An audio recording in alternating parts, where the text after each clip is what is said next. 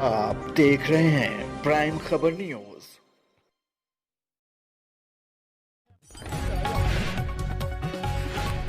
गृह, शहरी स्थानीय निकाय और स्वास्थ्य मंत्री अनिल विज ने रविवार को बरसात के मौसम में सुभाष पार्क का औचक निरीक्षण करते हुए यहां की वास्तविकता की जानकारी ली।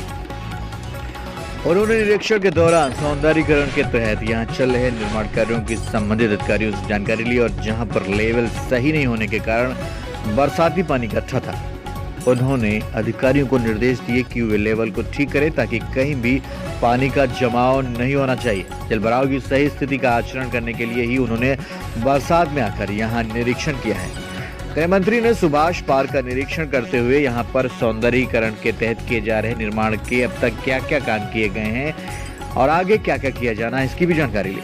इसके बारे में भी विस्तार से जानकारी लेते हुए उन्होंने इस दौरान सुभाष पार्क के अंदर फुटपाथ ट्रैक के साथ साथ अन्य निर्माण कार्यों की भी जानकारी लेते हुए उसकी वास्तविकता की जांच करते हुए उन्होंने कहा कि सुभाष पार्क को लेकर हजारों लोगों के सपने हैं। ये हजारों लोगों के हृदय में बसने वाला पार्क है, इसलिए इसकी सुंदरता में कमी नहीं रहनी चाहिए।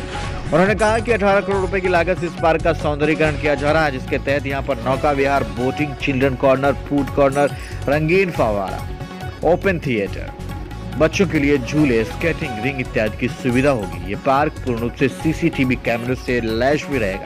इसके साथ साथ पार्क में लगे रंग बिरंगे फूल पार्क की सुंदरता में चार चांद लगाएंगे। इसके बनने के बाद इन सुविधाओं का लाभ लेकर लोग अपने आप को आनंदित महसूस करेंगे। उन्होंने कहा कि पर्यटन की दृष्टि से अम्बाला में बहुत कुछ कार्य हो रहे हैं और इन कार्यों के पूरा होने के बाद अम्बाला छावनी की सुंदरता बढ़ जाएगी। पार्क को हाईवे से जोड़ने के लिए सड़क का निर्माण भी शुरू किया गया है, जिससे ये पार्क अम्बाला जगाधरी मार्ग से जुड़ जाएगा, जहां पर नेताजी सुभाष चंद्र बोस की प्रतिमा भी लगाई जाएगी। उन्होंने अधिकारियों को चल रहे निर्माण कार्यों को पूरी गुणवत्ता के साथ समय अवधि में पूरा करने के निर्देश भी दिए।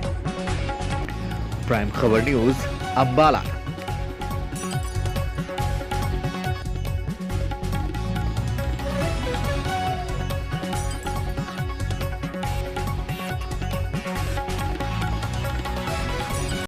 अधिकारियों को दिशा देने के लिए बस सारा देखा है, जो त्रुटियां मिली हैं वो ठीक करने के लिए कहा है